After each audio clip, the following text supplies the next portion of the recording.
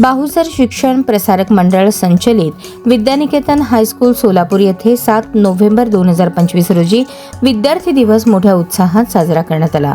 कार्यक्रमाची सुरुवात वंदे मातरम गीताने झाली। कार्यक्रमाचे अध्यक्ष बापू ढगे, अध्यक्ष बाहुसर शिक्षण प्रसारक मंडळ हे होते। यावेळी शाळेचे माजी विद्यार्थी आणि नुकतेच CA पदवीधारक झालेले गोवर्धन बोकली यांचा सत्कार करण्यात आला। या कार्यक्रमाला मार्गदर्शक म्हणून संजयजी टोपणे सर उपस्थित होते। प्रमुख पाहुणे म्हणून गोवर्धन बोकली, माजी विद्यार्थी, बापू कारंडे, सूर्योदय न्यूज मुख्य संपादक आणि बांधकाम कामगार जिल्हाध्यक्ष यांनी उपस्थित विद्यार्थ्यांना प्रेरणादायी मार्गदर्शन केले। कार्यक्रमाच्या प्रमुख उपस्थितांमध्ये सांस्कृतिक प्रमुख रूपादेवी, खजिनदार, शाळेचे शिक्षक पारगेओडी आणि विद्यार्थी पालक आनंद तोतुंगडे यांचा सहभाग होता। प्रास्ताविक शाळेचे मुख्याध्यापक गोपीनाथ नवले यांनी केले तर सूत्रसंचालन नितीन मुळे यांनी केले।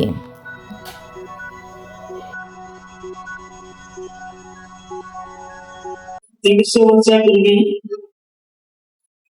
ज्या प्रेरणा स्रोताचं ची निर्मिती झाली त्या वंदे मातरम या राष्ट्र गायनाचं, राष्ट्रीय गायनाचं, गीताचं, स्मृती देणाऱ्या या गीताचं सप्ताह साजरा करण्याचा शासनानं दिलेला आदेश आणि त्या आदेशाचं पालन करणारे आपले मुख्याध्यापक उदे सर, सर्व शिक्षक, विद्यार्थी या सर्वांच्या उपस्थितीत होणाऱ्या या कार्यक्रमास उपस्थित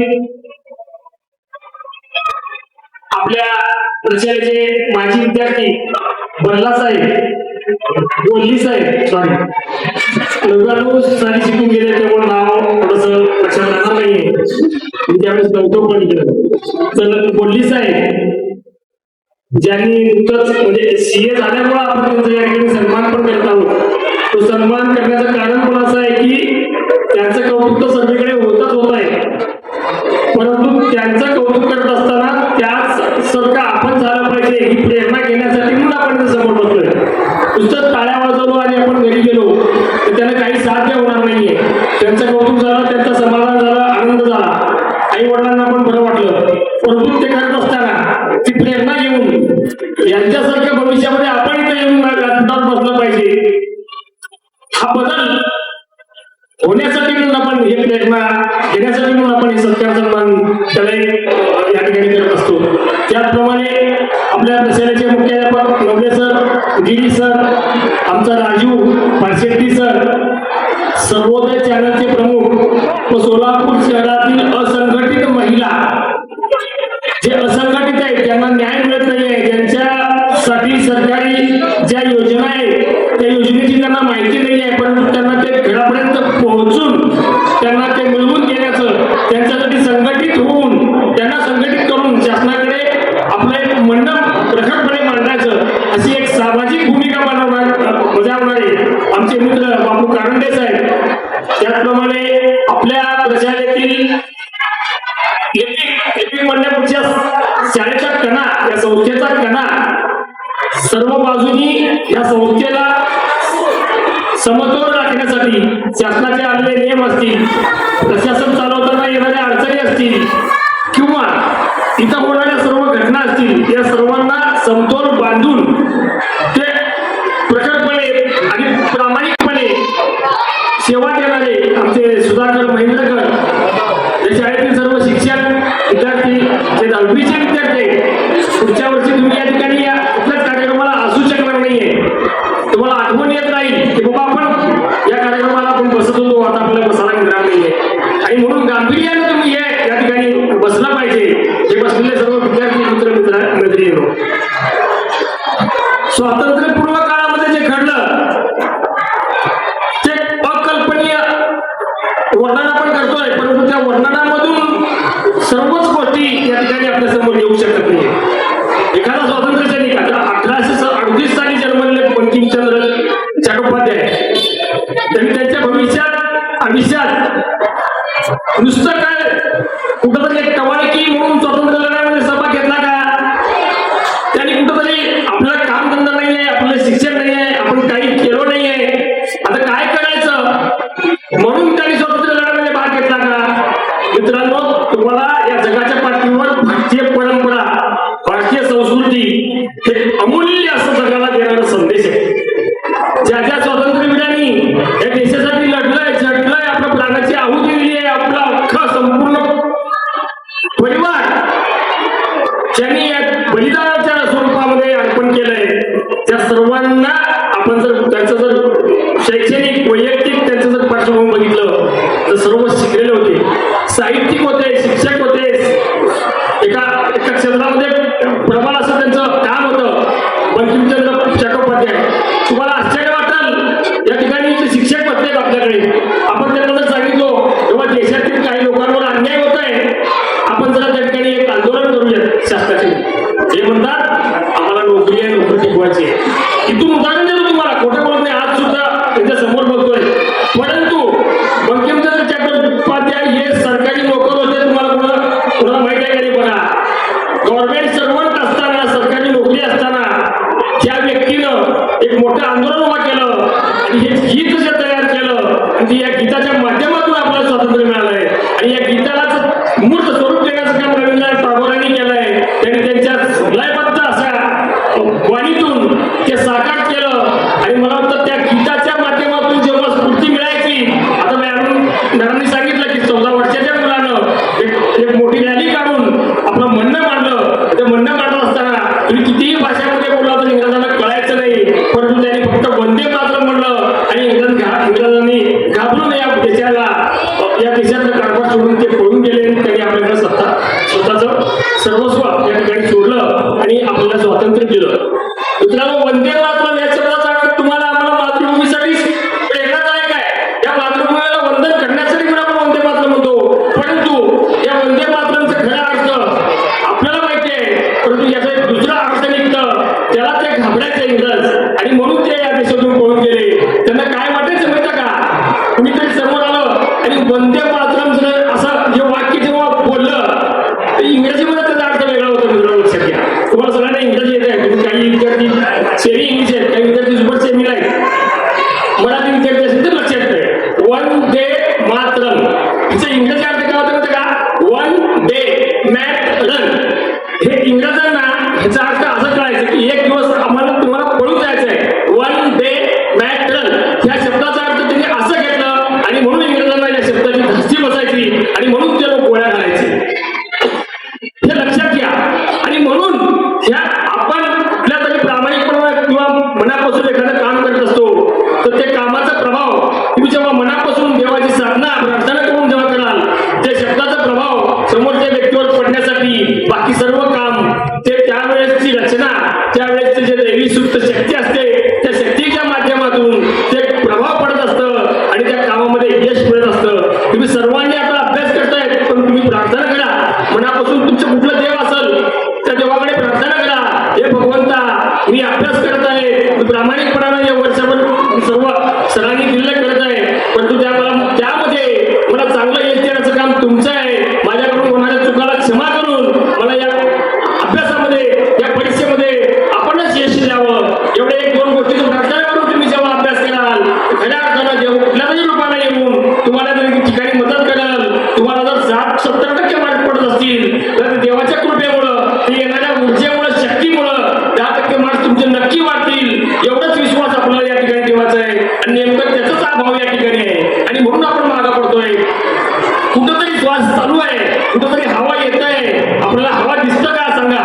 कुणीतरी म्हणतात देव नाहीये, देव कुठे आहे तुम्ही बघितलं का? मित्रांनो, मी तुम्हाला सांगतो, एखाद्या टायरमध्ये जेव्हा पंपातून आपण हवा मारतो किंवा एखादं चाललेली हवा आहे, ऑक्सिजन आहे, ते आपल्याला मिळतं आणि त्याच्यामुळे आपण जगतो. आणि नेमकं आपण त्याच श्वासावर जाऊन म्हणतो हवा आहे का, देव आहे का? काही गोष्टी दिसत नसतात, काही गोष्टी दिसतात. दिसणारी गोष्ट प्रभावी नसते, पण न दिसून परिणामकारक असणारी गोष्ट हीच प्रभावी असते. आपण ऑक्सिजनच्या रूपातून जेव्हा बघतो तेव्हा आपल्याला खरं त्याची सत्यता पडता येईल किंवा सत्यता मानता येईल. आणि म्हणून परमेश्वराकडे तुम्ही प्रार्थना करा. आम्ही तुमच्यासाठी प्रार्थना करतो. गवलेसरांना विचारा, आम्ही तुमच्यासाठी असतो का प्रयत्न करतो? माझं काही काम नाहीये की तुम्हाला यश मिळावं, तुम्ही चांगल्या मार्काने पास व्हावं. बघितला गेल्या वर्षी आपण एका विद्यार्थ्याला गाडी दिलोय, 2 व्हीलर दिलोय की तो चांगल्या मार्काने पास झाला. आपण सगळ्यांना सांगितलं होतं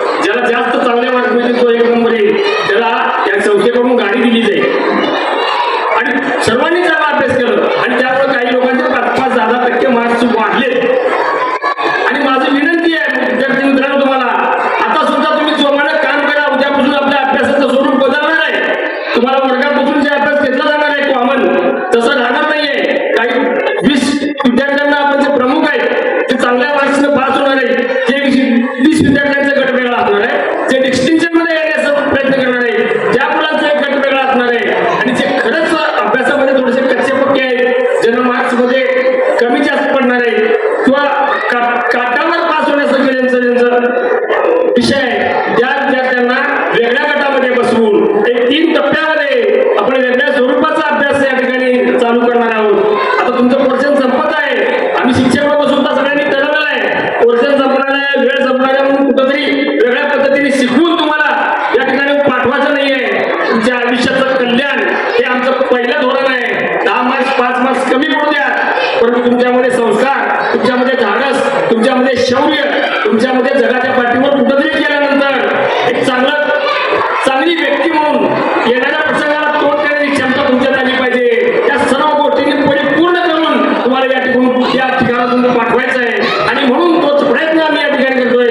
नुसतं कुठंतरी पाठ्यपुस्तकाचं तुम्हाला शिकवलं आणि तुम्ही गेला भविष्यात कुठंतरी अधिकारी झाला आणि एखादा वाईट प्रसंग आलं त्या प्रसंगाला जर घाबरून तुम्ही जर त्या ठिकाणी जर आपलं कर्तव्य सोडून दिलात तर मला वाटतं ते आमच्याकडे शिक्षण मिळणार नाहीये. आमच्याकडे समाजात जगताना एक परिपूर्ण नागरिक, एक धाडसी नागरिक, त्या देशाचं सेवा करणारा, पितरांचं स्मरण करणारा, त्यांना सानिध्यात ठेवणारा, त्यांच्या सानिध्यात राहणारा असा एक परिपूर्ण, असा एक चांगला सुसंस्कृत विद्यार्थी आणि सुशिक्षित विद्यार्थी आम्हाला या ठिकाणी घडवायचा आहे. आणि म्हणून तुम्हाला तुमचं ध्येय साध्य करण्यासाठी कुणीतरी सांगितलं असं तुम्ही 10वीच पास झालं पाहिजे. तुम्ही 10वी पास झालं, कुणीतरी सांगितलं मला कलेक्टर व्हायचं आहे, तुम्ही कलेक्टर पण झाला, हे तुमचं ध्येय नसून कुणाला तरी पुण्याला जायचंय, बरेच जण म्हणतात आम्हाला पुण्याला जायचंय, बरेच जण म्हणतात आम्हाला इंजिनियर व्हायचंय, हे तुमचं ध्येय नाहीये. तुम्ही कलेक्टर झाला, तुम्ही IAS अधिकारी झाला, तुम्ही IPS अधिकारी झाला, UPSC परीक्षेमध्ये तुम्ही महाराष्ट्रात 1 नंबर आला, हे सुद्धा तुमचं ध्येय नाही आहे. या सर्व पदावर काम करत असताना आपल्या माता पिता, आपले बंधू भगिनी, आपलं जे बळग आहे, आपलं जे गाव आहे, आपलं जे समाज, ज्या ठिकाणी आपण लहानाचे मोठं झालं, ज्यांच्याकडून आपलं भविष्यात कौतुक केलं जाणार आहे, त्या सर्वांच्या सानिध्यात राहून त्या देशाची सेवा आपल्याला करायचं आहे आणि तोच आपला एम असणार आहे, तेच आपलं ध्येय असणार आहे. ते ध्येय बाळगून तुम्ही काम करा. त्यासाठी संस्कार देण्याचं काम नवले सर करतातच आहे. मॅडम तुम्ही बघा राजकीय मॅडमांचं काम त्याचं म्हणजे वेगळ्या पद्धतीनं या ठिकाणी शिक्षक लोक सगळे काम करतात. सर्व शिक्षक आपापल्या विषयामध्ये पारंगत आहेत. ते तुम्हाला बनवण्याचं घडवण्याचं काम करतात. तुम्हाला कुठेतरी ABCD शिकून तुम्ही पाठवायचं नाहीये, लक्षात घ्या.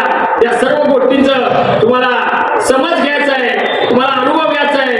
तुम्ही स्वतः त्याच्यामध्ये घुसलं पाहिजे. कुठेतरी या ठिकाणी बसून तुम्ही फक्त शाळात शिकलं आणि मग निघून गेलं, ह्या गोष्टी आम्हाला करायचं नाहीये. तुम्ही पण जेव्हा 2 हातांनी ताली वाजेल, आम्ही जेव्हा टाळीसाठी हात पुढे करतो तेव्हा तुमचा प्रतिसाद मिळेल, तुम्ही हात पुढे कराल तरच आवाज येणार आहे. आणि आलेला आवाज सोलापूर जिल्ह्यामध्ये गाजला पाहिजे, गुंजला पाहिजे. त्यासाठी तुम्हाला आणि आम्हाला प्रयत्न करायचे आहे. आम्ही सोन्याचं ताटामध्ये पंचप्रमाणाचं घास तुम्हाला घालण्याचा जेव्हा प्रयत्न करू, ते घास चावल्याशिवाय आणि पिळल्याशिवाय तुमचं पोट भरणार नाही. आणि ते घास तुम्ही चावावं आणि पोट भरावं, तुमचं मन आणि पोट तृप्त व्हावं, यासाठीच आमचं हे सगळं खटाटोप आहे. एवढंच या ठिकाणी मी सांगतो. मला या ठिकाणी खऱ्या अर्थानं एक गीत मला वंदे मातरमचं म्हणायचं होतं, परंतु नवले सरांनी सांगितलं की आपण शेवटी कार्यक्रमाच्या शेवटी म्हणणार आहोत. परत या ठिकाणी शेवटी हे म्हणण्यासाठी या ठिकाणी उभारण्याची परवानगी नवले सरांकडून घेतो. खरं तर मीच अध्यक्ष आहे, मला परवानगी माझ्या उजव्या हाताने डाव्या हाताने घ्यायचं आहे, परंतु काही गीत विवाद असतात. नवले सरांनी हा कार्यक्रम आयोजित केलाय. नवले सरांना विनंती करतो, हे गीत म्हणत असताना मला या ठिकाणी परत एकदा माहिती द्या, अशा प्रकारची माझी विनंती आपल्याला असेल. नवले सर, एवढं बोलून तुम्हाला सगळ्यांना माझं म्हणणं पटलं का नाही? पटलं असेल तर सांगा, परत तुम्हाला वेगळं बॅच आपण घेऊयात नवले सरांच्या माध्यमातून. पण तुम्हाला जे करायचं आहे, एम गाठायचं आहे, आपलं एम वेगळं आहे, आपलं ध्येय धोरण वेगळं आहे, एवढं आपण सगळ्यांनी जाणीव ठेवायचं आहे. एवढंच या ठिकाणी मी बोलतो. मला या ठिकाणी व्यासपीठावर बोलवण्याचा प्रयत्न केलं, नवले सरांनी फोन केलं, या ताबडतोब आपला कार्यक्रम सुरू होणार आहे. त्यांचे आभार आहे. व्यासपीठावर सर्व सन्माननीय बसले, त्यांचे आभार. आपण शांतपणे ऐकून घेतलात, आपण ऐकलात, पण ऐकलात की नाही